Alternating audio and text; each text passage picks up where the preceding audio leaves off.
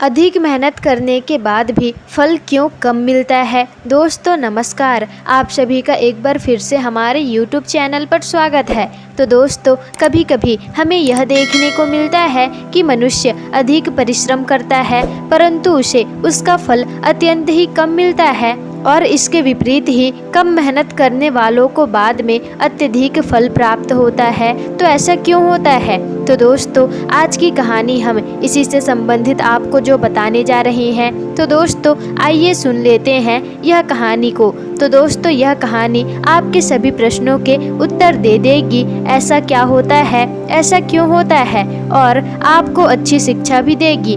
दोस्तों कहानी को अंत तक सुनिएगा जिससे कि आपको कहानी अच्छी लगे और पूरी तरह से समझ में भी आ जाए। तो दोस्तों चलिए कहानी प्रारंभ करते हैं। तो दोस्तों एक समय की बात है जब माता लक्ष्मी और दरिद्रता की देवी आपस में बात कर रही थी। बातों ही बातों में दरिद्रता की देवी माता लक्ष्मी से कहती है, हे देवी, मेरे मन में एक बात है और मैं कई दिनों से कहना चाह रही हूँ, क्यों ना आज मैं पूछ ही लूँ। तो माता लक्ष्मी कहती है, हे देवी, आप हमसे पूछ सकती हैं, मैं भी सुनना चाहती हूँ। ऐसी कौन सी इतनी बड़ी बात है जिसे लेकर तुम इतनी दुविधा में हो। तब दरिद्रता की देवी कहती है, हे बहन, मेरे मन की दुविधा ये है कि हम दोनों बहनें सुंदरता में तो बराबर हैं, फिर लोग तुम्हें ज़्यादा आदर क्यों देते हैं।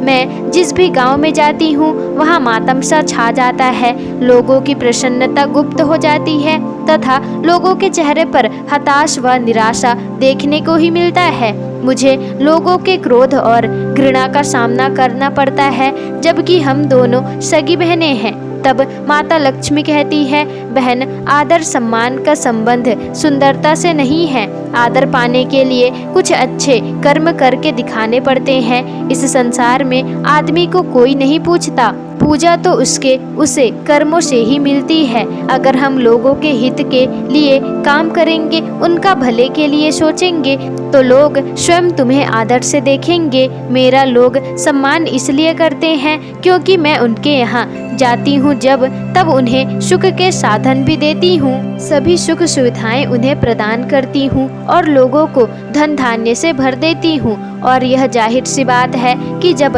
आप कभी भी किसी भी लोगों के लिए इतनी खुशी दोगे तो वे बदले में आपका आदर व सम्मान ही करेंगे, वे आपकी पूजा करने लगेंगे। और तुम्हारा सौभाग्य यह है कि तुम जब भी किसी के घर में पाँव रखती हो तो लोग गरीब हो जाते हैं और उनको अनेकों प्रकार की बीमारियां भी घेर लेती हैं, उनके ऊपर आपकी छाया आ जाती है। इसलिए लोग तुम्हें नापसंद करते हैं, तुम्हारा सम्मान नहीं करते, तुम्हारा मांग भी नहीं करते। और अगर तुम्हें लोगों का आदर पाना है तो लोगों के सुख के लिए काम करो और लोगों के सेवा से उनके मन को जीतो। यह सभी बातें सुनकर दरिद्रता देवी को अच्छा नहीं लगता। वे सोचती है कि लोगों ने लक्ष्मी का सम्मान आदर किया, लक्ष्मी को गर्व से भर दिया। दरिद्रता देवी कहती है, माता लक्ष्मी को लगता है कि वही दुनिया को खिला पिला रही है, मानो वही सबका पालन पोषण कर रही हो। तो दोस्तों यही लोगों की कमी होती है।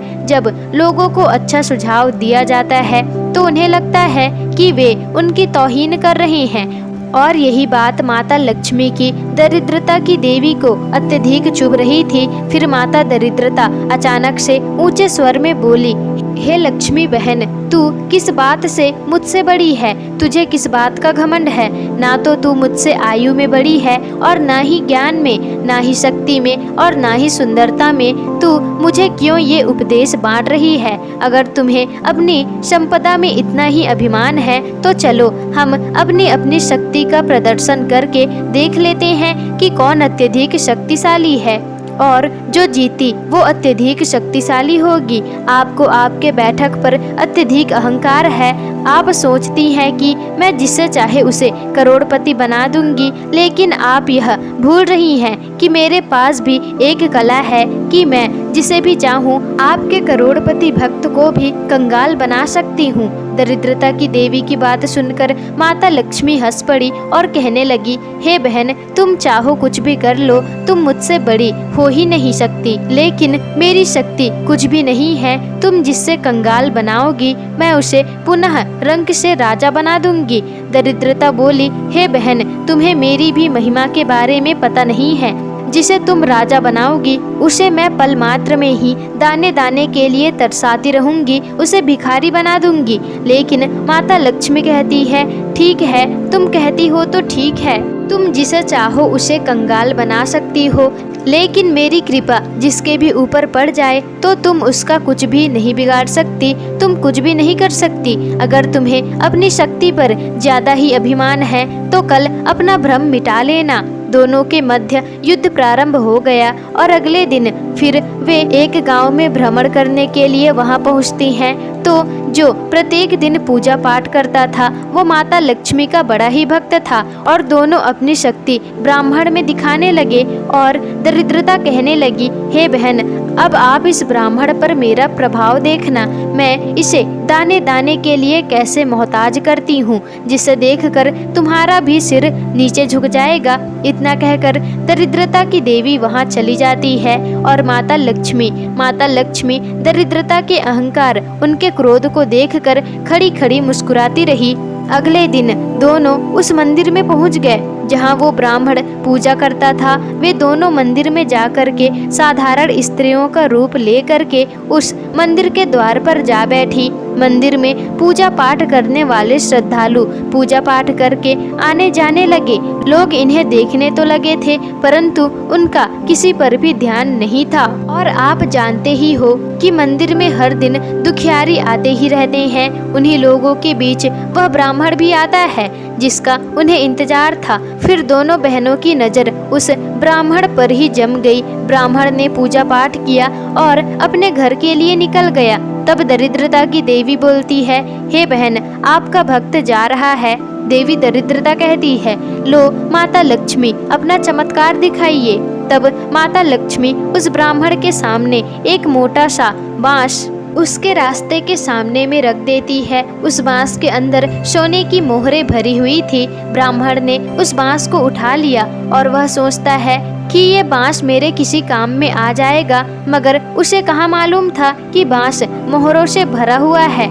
ब्राह्मण बांस लेकर के घर के लिए चलने लगता है।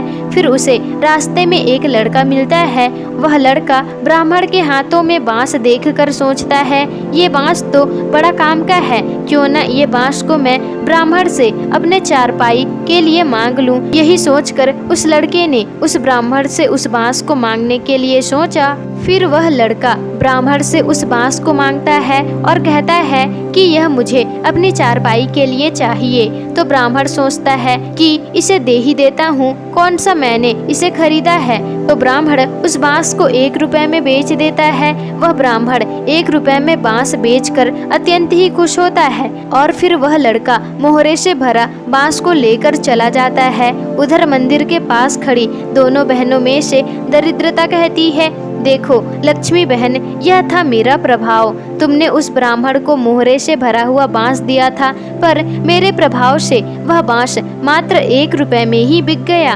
तुम्हारे भक्तों को क्या मिला? केवल 1 रुपए, और तुम्हारे उस भक्त के पास 1 रुपए भी नहीं टिकने वाला।